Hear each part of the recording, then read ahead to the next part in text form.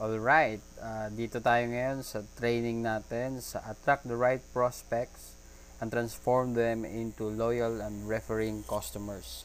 Dito, this is brought to you by www.earngreatnow.com, Team Aces Solutions. We will discuss right now how to find the right prospects. Pagka-join mo sa SWA Ultimate, after mo aralin ang basic trainings, ito yung next mong kailangan gawin, maghanap ng right prospect.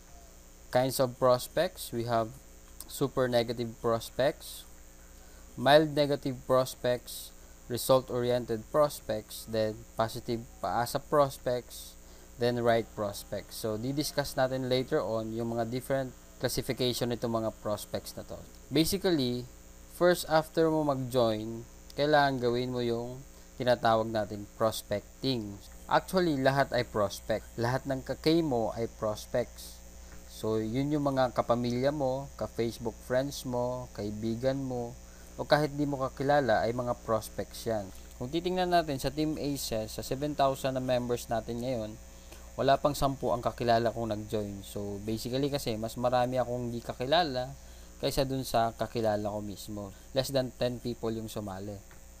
So, ibig sabihin, 99% of Team Aces worldwide ang di ko kakilala na nag-join, then eventually become friends dito sa Facebook lang. Dapat kasi sa business natin, in 100 out of billion, mas marami or out of 1 billion, 100 lang kakilala mo. So kung titingnan mo, mas marami ang di natin kakilala. Ang potential na may sasali sa'yo is yung mga di mo kakilala talaga. Mas marami yon. Paano natin sila ma-reach? So dapat maingay ka online. Like balut vendor, naglalakad yan at sumisigaw ng balot. Di yan tahimik habang naghahanap ng mabebentahan. So, kahit alas 12 pa ng gabi yan, may ingay pa din yan para malaman ng gustong bumili na nagbebenta siya. So, ikaw din, dapat din, if ever na nakapag-join ka na sa SWA Ultimate, hindi lang mismo yung nag-join ka, then hindi mo i-spread yung business na ino-offer natin. So, hindi mo siya i-share kasi para ka lang nag-business na walang katao-tao. So, kailangan mo mag-ingay, kailangan mo i-share yan. Paalam mo sa paligid mo or sa mga ka-Facebook friends mo na may business kang ino-offer. So, dahil sa SWAT tayo, di mo na kailangan mang-kidnap, sabihin na may birthday o magsinungaling ka pa para lang ma-share mo yung opportunity ng SWA. In my experience, first time kong na-invite sa ganitong industriya, sabi car show daw sa may likod ng Mega Mall. Pagdating doon, sumama naman ako. Grabe ang car show, naging seminar room puno ng tao. Kung tutuusin mo, pag ikaw mismo, busy kang tao, madidismaya ka pag ganung klaseng invitation ang na-receive mo, mababad trip ka pa. Dito sa SWA, hindi mo na kailangan gawin yan. So dito, ang pinakamaganda sa atin kasi, we do online prospecting. Dito, paano ka maghahanap ng prospect mo? Napakasimple lang, di mo kailangan lumabas ng bahay. Ang gagawin mo lang ay mag-ingay sa Facebook, mag-wall post ka, mag-group post ka, send ka ng message sa mga friends mo, i-share mo lang yung ino-offer natin. So, consistently, gawin mo lang yan. So, dahan-dahan lang, baka ma-block ka. Lahat din ng likers mo, lahat ng nagpo-post ng comment dun sa pinost mo, kontakin mo sila kagad kasi mga prospects yan na eventually, dahil ni-like nila, dahil interested sila na sumali din sa'yo. So, always check your notification din kasi doon mo makikita yung mga prospects na nag-i-interact sa'yo. One more thing, don't judge your prospects kasi baka isipin mo yung mga nag-comment, yung mga nag-like, yung mga nag-add sa'yo as friends ay matanda na or bata pa or kaya may kapansanan. Huwag mo silang i-judge kasi meron nga dito 60 years old, sumali, then nakakapag-refer din. Then meron din dito 10 years old na sumali din at saka kumita na rin. At marami ding deaf people na sumali at kumita na sa SWA. You'll never know unless you try. So, never judge. Malay mo. Yun na yung prospect na yun na in-ignore mo is yun na yung alas mo. O yun na yung mismong magiging katulong mo sa ginagawa nating negosyo. So, dito ang advantage in terms of prospecting natin. We have unlimited prospects online. So, kung billion na ang users ng internet, ganun din kalaki ang range ng mga prospects natin. So, after mo gawin yan everyday, that's the time pa lang na magkakaroon ka ng maraming prospects na interested sumali sa'yo. Hanggat di ka nag-ingay sa Facebook, di ka magkakaroon ng mga potential prospect. Make some noise, do it everyday, be consistent. So, always remember, hanggat di ka nag-iingay, walang magkaka-interest sa ino-offer mo. So, imagine, tignan mo kung anong ginagawa ng balot vendor. Imaginein mo kaya na wag siyang sumigaw o tahimik lang siya na naglalakad sa kalye walang bibili sa kanya kasi di alam ng tao na nagbebenta siya ng balot. Unless, sumigaw siya ng balot para malaman ng ibang tao. So ngayon, Johnny, paano yan? I am a new member. Paano ako makakahanap ng tamang prospects? Wala pa akong income, wala pa akong proofs. Ano ang kailangan kong malaman sa mga klase ng prospect na may encounter ko? So, let's answer all of these questions. Di-discuss lang natin yung kinds of prospects na sinabi ko kanina. So, iisa-isahin lang natin ito. So, first, dito tayo sa super negative prospects. Basically, 50% na may encounter mong prospects sa ganitong negosyo ay mga super negative prospect. Ito yung mga close-minded talaga. Kahit anong offer mo, kahit anong gawin mo, tumambling ka man, hindi talaga sasali. At minsan, ibablock ka pa. Yung tipong aawayin ka pa mismo. So, don't take these people seriously kasi di mo kawalan yon. So, just be nice and cut the conversation politely. Sabihin mo lang, thank you for your time, then wag mo na siyang kausapin or hayaan mo na siya. Wag mo na offeran ng business. The next, mild negative prospects. Basically, ranging 20% yan sa lahat ng makakausap mong prospect. Ito yung hahanapan ka ng proofs. Kung kumita ka na ba, magsasabing scam ang business na ino-offer mo. So, sila yung pag di mo nasagot ng maayos, di mo sila mako-convert to positive people. So, sila din yung babalikan mo later on. Just be nice. Hayaan mo lang muna sila pag naka-encounter ka ng mga ganitong prospects. So, next, mayroon tayong result-oriented prospects around 15% na makakausap natin. So, ito naman yung kadalasang mga kaibigan natin na nagsasabi sa'yo, una ka muna, pag kumita ka na, saka kami sasali. Pag bago ka pa lang, di mo rin sila mapapasali kagad. So, pero pag time will come, nakita ka na, ayaw pa rin kasi dahil sa pride issues. Kumbaga, just still be a nice friend to them. So, hayaan mo lang sila kasi yung friendship nyo is better than the business offer. Hayaan mo lang maging friends kayo. So, kung ayaw niya man ng business mo, okay lang. Gaya nga na sa akin. So, baga less than 10 people lang yung kaibigan ko talaga na sumali sa akin. Kasi, hindi naman talaga ako namimilit ng friends. Kasi, kumbaga, once ko lang sila offeran, then, after that, pag ayaw nila, hindi na ako nag-o-offer ulit. So, next, meron tayong tinatawag na positive paasa prospects. Ito naman, around 10% na makakausap natin. Ito yung mga taong pagkausap mo, sobrang interesado at napaka-positibo. Pero di ka agad-agad sumasali dahil sa hindrances. Keso walang pera daw, mag-iipon, next week sasali, at kung ano-ano pang reason. Pero dito ka ma-motivate kasi positive silang kausap. So ang gagawin mo, pag-practicean mo na lang sila. Kasi nga, sila naman yung later on sasali din. Then lastly, dito tayo sa right prospects. Around 5% na makakausap natin, ito yung mga right prospects. Ito yung pinakamasarap kausap. Pag nahanap mo yung ganitong klaseng prospects, no more questions asked, sali agad, minsan sumali muna bago ka i-contact, di sila nakatingin sa resulta mo. Kumbaga sa opportunity sila mismo nakatingin. Makikita nila yung sobrang ganda ng opportunity kasi sila mismo yung open-minded people. Actually, potential leaders in the future to mga to. So if ever may mga questions ka na may ganun bang klaseng prospects, Johnny?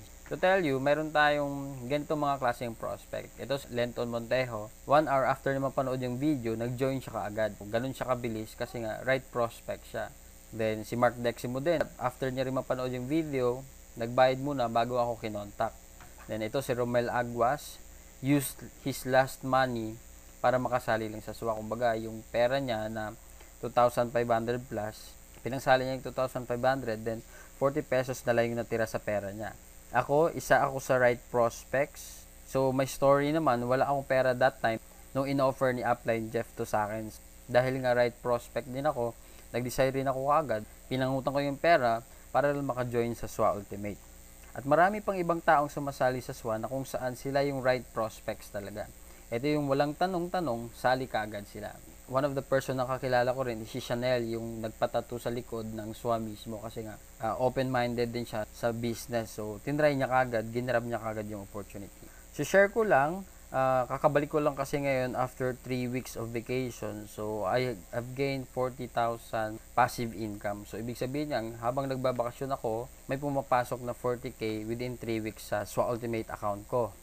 So, after 10 days then, kumita ako ng 40k SWA income simply because of right prospect. Within these 10 days, August 10 to August 20, lahat ng kakausap ko is puro right prospects. Yung tipong kaka-PM pa lang sa'yo, then eventually after 2 hours, kinabukasan, after 1 day, 2 days, sumali ka agad. Yun yung mga right prospects at benefits ng mga right prospects pag nakausap mo sila at pag nahanap mo sila. So kung titingnan mo, pwede mangyari sa'yo to kahit bago ka o luma ka. Kasi pag ito yung mga na-encounter mong prospects, kikita ka kaagad ng malaking income. At the same time, makakapag-create ka ng momentum at ito good news. Pwede mo na balikan yung mga paasa prospect, mild negative at yung mga result-oriented mong mga kaibigan. For sure, you will convert them into right prospect. At yun, tuloy-tuloy na yung pag-grow ng income mo at yung network mo mismo.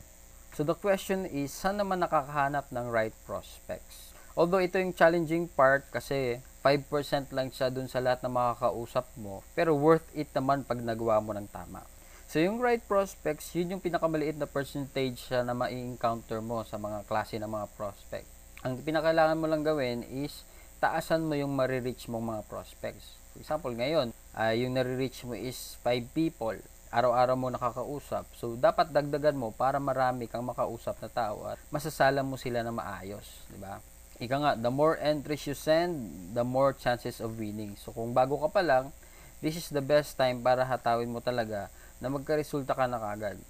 So, kung i-goal mo na may 100 people kang ma-reach every day, ang chance na may mag-e-enquire sa'yo ng positive, nasa 10 tao din. So, basta tanim-tanim ka lang everyday, huwag kang titigil hanggat di mo nakukuha yung mga 5% right prospects mo. Although, hindi ito madaling gawin, pwede mapabilis yung pag-encounter mo sa kanila, or pwede rin mapatagal. Depende kasi yun sa mga nakakausap mo, sa klase ng pagiging prospects nila. Kaya may advice, never ever give up until you succeed here in SWA Ultimate. Hope that you've learned something great today. By the way, I'm Johnny Bodegas at your service. I'm the Team Aces founder.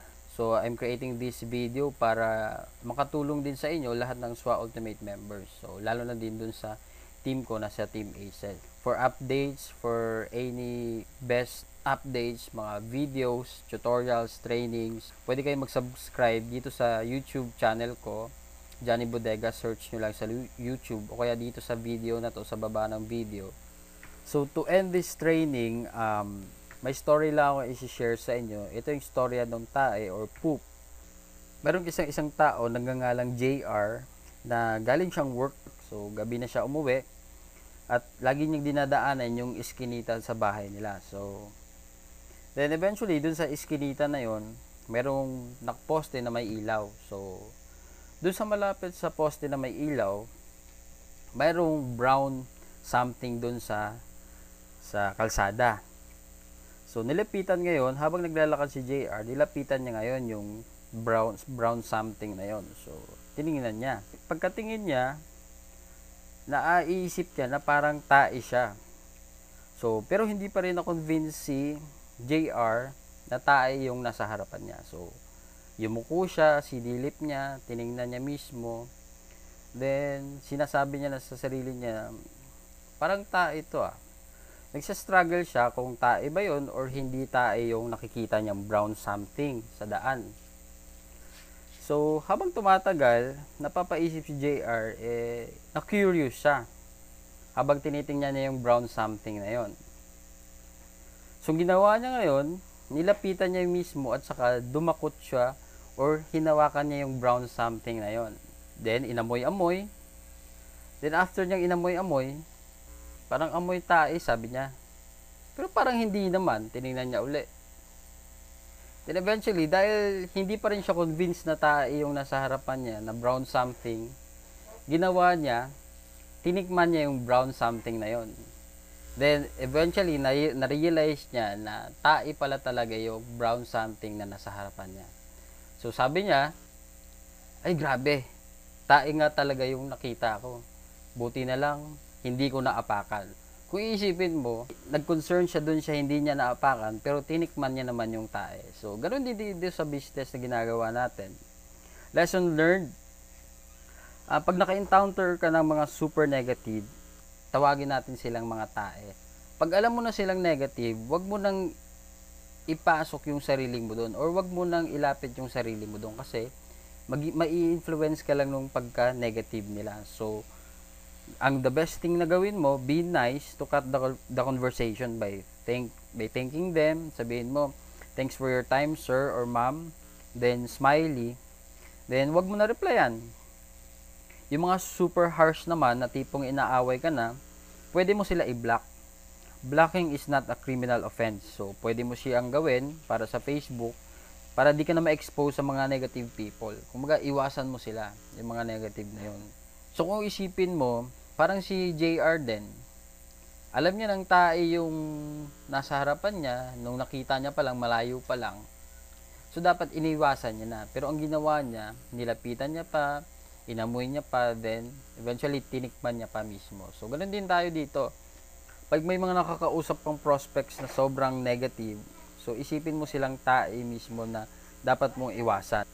So, wag kang manghinayang pag sila hindi sumali sa'yo kasi pabigat lang din yan. Kasi dito tayo, hindi tayo nagko-convince. So, wag mong isipin na nagko-convince ka ng tao. So, tanggalin mo sa mindset mo yun. Kasi dito, we only share. We only spread. Kung isipin mo, makaspread ka sa 1,000 people, may potential na 50 people yung magiging right prospects na pwedeng sumali sa'yo kahit bago ka or matagal ka na. So, ang kailangan mo lang gawin is iwas dun sa mga negative or tae na tinatawag na mga prospects. So, then lastly, always be nice to people you will encounter. Be open and approachable. Happy prospecting, SWAMates. Then, thank you for your time watching this video and to God be the glory.